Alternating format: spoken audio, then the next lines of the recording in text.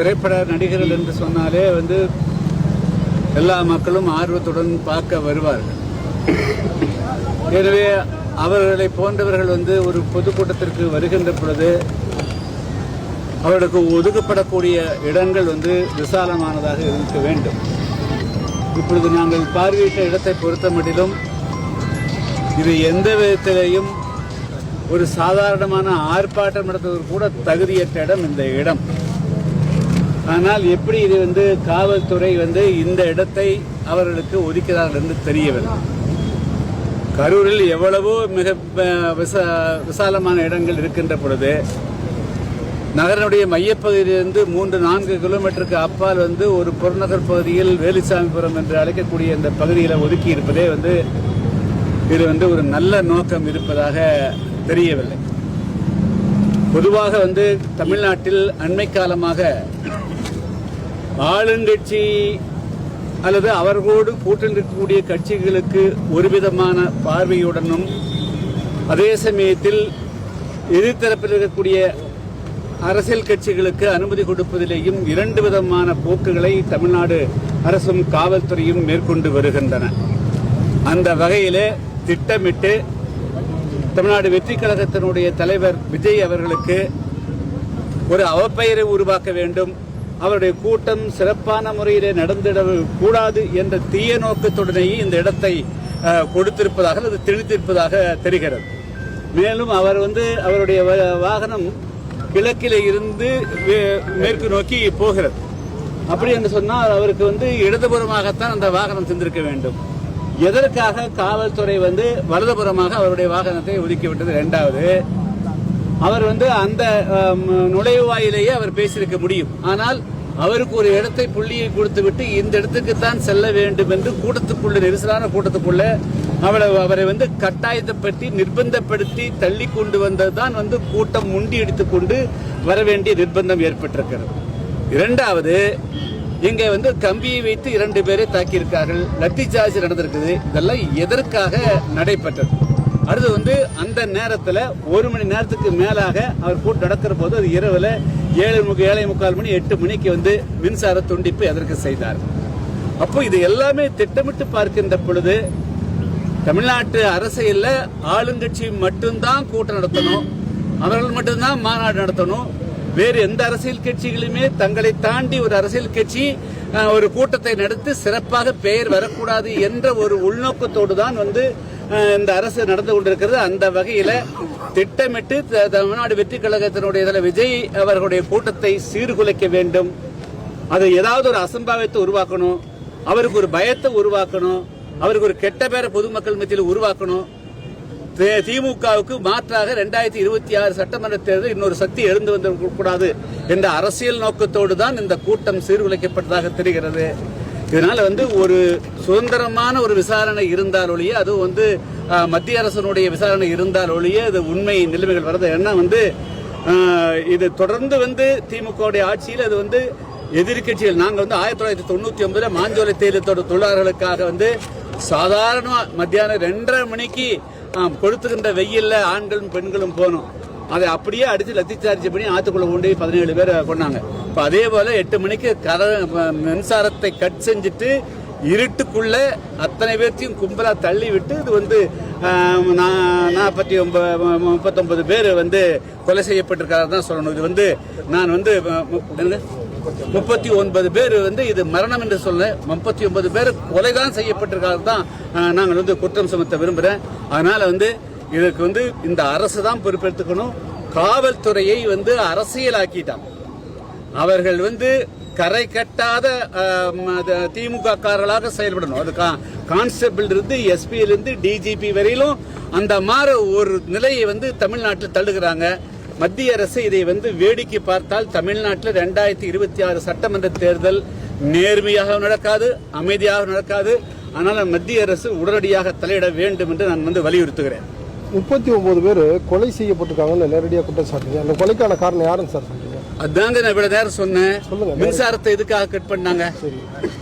மின்சாரம் கட் பண்ணுது. 2வது, ஒரு பிரபல்யமான பிரசித்தி பெற்ற ஒரு நடிகர் அவர். அச்சா, அவரை பார்ப்பதற்கு ஆண்கள் பெண்கள் தமிழ்நாட்டில் அப்படி ஒரு கலாச்சாரத்தை உருவாக்கி வச்சிருக்கிறீங்க. திரைப்படத்தில் இருக்கக்கூடியவங்க மேல ஒரு ஈர்ப்பை உண்டாக்கி வச்சிருக்கீங்க. அப்போ வருவாங்கிற போது அவர்களுக்கு வந்து நீங்க பார்த்து அவங்களோட டிஸ்கஸ் பண்ணி நீங்க வந்து விசாலமான இடத்த கொடுக்கணும். விசாலமான கொடுத்தோன்னா அவங்க பாட்டில் வந்து அந்த இடத்த நடத்திட்டு போயிடுவாங்க. நெருக்கமடியான இடத்த ஏன் கொடுக்குறீங்க நீங்க? அப்ப திட்டமிட்டு வந்து ஒரு அந்த குறுகலான இடத்துல கொடுத்து கூட்டத்தை கூட வச்சு எப்படியாவது ஒரு அசம்பாவித நடக்கட்டும்னு தான் நீங்க பாத்துருக்கீங்க. அப்ப அரசு பொறுப்பேற்றுக்கணும் இல்லையா? காவல்துறை பொறுப்பேற்றுக்கணும் இல்ல? காவல்துறை திமுக காரர்களை பாதுகாக்கிறதுக்கு மட்டும்தான் வந்து நீங்க ஐபிஎஸ் படிச்சீங்களா? அதுதான் ஐஏஎஸ் படிச்சீங்களா நீங்க? அதுக்குதான் வந்து இந்த தமிழ்நாட்டில் அரசு இயந்திரம் வந்து 18 லட்சம் பேருக்கு வந்து ஒரு வருஷத்துக்கு வந்து 1.5 லட்சம் கோடி ரூபாய் சம்பளம் கொடுத்து வச்சுக்கிறோமா? தமிழ்நாட்டு மக்களுடைய 7 கோடி பேருடைய உயிரை பாதுகாக்க வேண்டிய பொறுப்பு இருக்குல்ல? அப்ப இந்த அரசு தானே ஏன் நீங்க வந்து ஒரு இடத்துல 10,000 பேர் போலீஸ் போட்டிருக்கணும்ல? அவ்வளவு பெரிய நடிகர் வராருல்ல? அப்ப நீங்க வந்து பொறுப்பு எடுத்துக்கணுமா இல்லையா? அப்ப இது எப்படி வந்து விபத்து நாங்க எப்படி இருக்கிறது? இது திட்டமிட்டு வந்து ரகசியமாக திட்டமிட்டு வந்து இது கொலைன்னு தான் நாங்க பார்க்க வேண்டியது. வேற எப்படி பார்க்க வேண்டியிருக்குது? இது கொலையா இல்லையா என்னங்கிறதெல்லாம் வந்து சுதந்திரமான இண்டிபெண்டா ஒரு விசாரணை நடந்தா தான் வந்து இதெல்லாம் உண்மை நிலைமைகள் வெளியே வரும். இல்லைன்னா மின்சாரத்தை எதுக்காக கட் பண்ணணும்? எதுக்காக ஒரு தலைவர் பேசிக் கொண்டிருக்கணும் வருகின்ற பொழுது அப்ப 7 மணி 7:30 மணி வரையிலும் நீங்க மின்சாரம் இருக்கும். அவர் வந்த உடனே மின்சாரம் கட் ஆகுமா? அப்ப இன்னைக்கு இருக்கக்கூடிய எல்லா காரியத்து தலைவர்களும் நீங்க பண்ணுவீங்களா இல்லையா? தேர்தல் வர நீங்க எல்லாமே எல்லா காரியத்தையும் பண்ணுவீங்க இல்லையா? அப்ப அதனால இது வந்து நீங்க அப்படித்தான் இந்த விபத்து எல்லாம் கொண்டு போக கூடாது. இது 39 பேருடைய மரணம், இது கொலைதான்.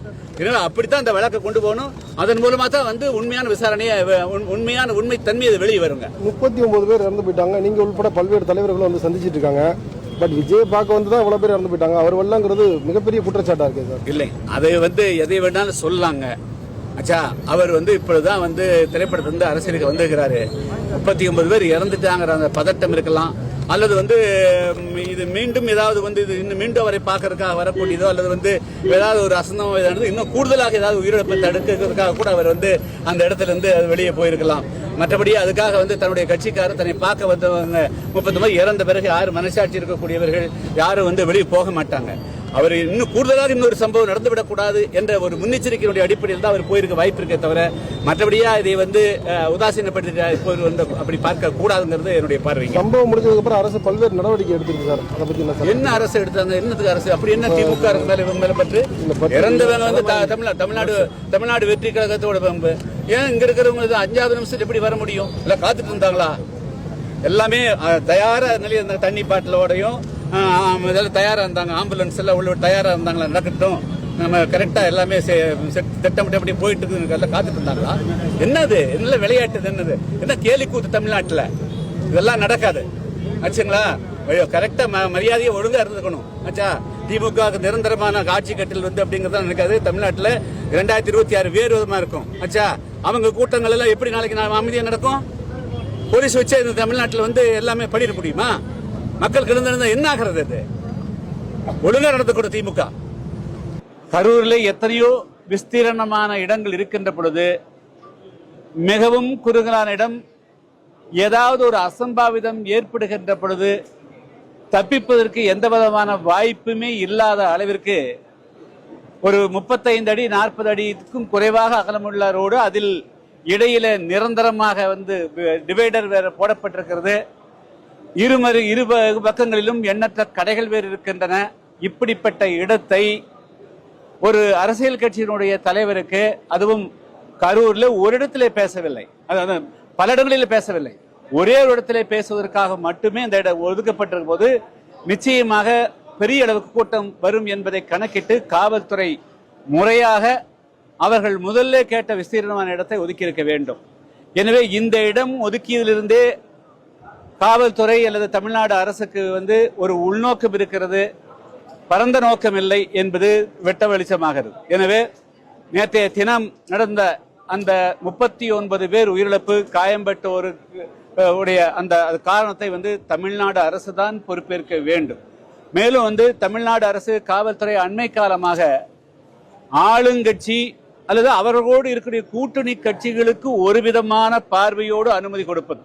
அவர்கள் நினைத்தால் மாலை 6 மணிக்கு நினைத்து 8 மணிக்கு அவர்கள் ஆர்ப்பாட்டத்தை நடத்துகிறார்கள், அதிகாலை நடத்துகிறார்கள். அவர்களுக்கு எந்த விதமான கட்டுப்பாடும் கிடையாது, எந்த விதமான உத்தரவும் தேவையில்லை, விதிமுறைகளும் தேவையில்லை.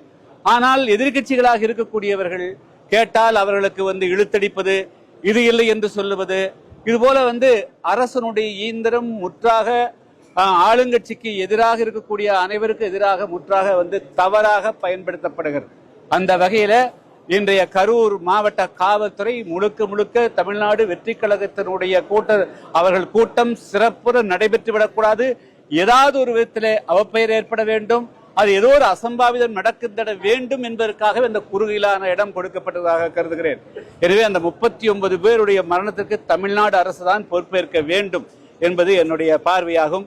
அதாவது முதல்ல இது ஒரு திட்டமிட்டு அந்த இடம் ஒதுக்கப்பட்டதை போன்று தோன்றுகிறது. அங்க லத்தி சார்ஜ் நடந்ததாக சொல்லப்படுகிறது.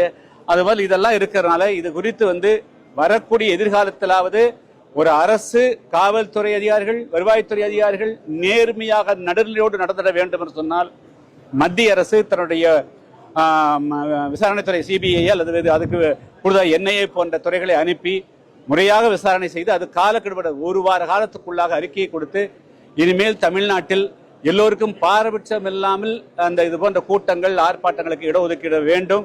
அதே போல இது போல இருந்தா நிச்சயமாக 2026 சட்டமன்ற தேர்தல் நேர்மையாக நடக்க வாய்ப்பே இல்லை. என்று சொன்னால் இது ஒரு பானை சோற்றுக்கு ஒரு சோறு பதம் என்பதை போல 2026 எதிர்கட்சிகளாக இருக்கக்கூடியவர்களுக்கு இந்த கட்சி இப்படியே ஆட்சியில் இருந்தா அவர்களுக்கு யாருக்கும் அனுமதி கொடுக்க மாட்டாங்க, எல்லா விதமான தொல்லையும் பண்ணுவாங்க, கலவரத்தை உண்டு பண்ணுவாங்க. இதே போல உயிரிழப்புகளை உருவாக்கி எல்லாமே யார் கூட்டம் நடத்துறாங்களோ அவங்க தலையிலேயே போட்டு இவங்க நல்ல பேர் வாங்கறதுக்கு முயற்சி செய்வாங்க. ஆனால் ஒரு நேர்மையான விசாரணை மத்திய அரசினுடைய உளவு சிபிஐ அல்லது என்ஐஏ மூலமாக விசாரிக்கப்பட வேண்டும் என்பது புதிய தமிழக கட்சியினுடைய வேண்டுகோள் ஆகும். இதுல தேவையில்லாம விஜய் ஓடிட்டாரு வந்துட்டாரு இதெல்லாம் மீண்டும் திட்டமிட்டு அவர் மேல ஒரு அவப்பெயரை பொதுமக்கள் மத்தியில உண்டாக்குறதாக செய்யப்படுகிறது. இவ்வளவு பெரிய சம்பவம் நடந்த பிறகு அவர் மீண்டும் இங்கே இருக்கின்ற பொழுது, அவர் வருகின்ற பொழுது இன்னொரு கூட்டல், இன்னொரு நெரிசல், இன்னொரு அசம்பாவிதம் நடக்கக்கூடாது என்பதற்காகத்தான் அவர் அங்கே சென்னை கூட போயிருக்க வாய்ப்பு இருக்கிறது. இருந்தாலும் கூட அவருடைய பொறுப்பாளர்கள் இந்த இடத்த காவல்துறை திணித்திருந்தாலும் கூட அவங்க ஏற்றிருந்திருக்கூடாது என்று சொன்னால் இது அவ்வளவு மோசமான இடம். இதுதான் என்னுடைய பார்வை.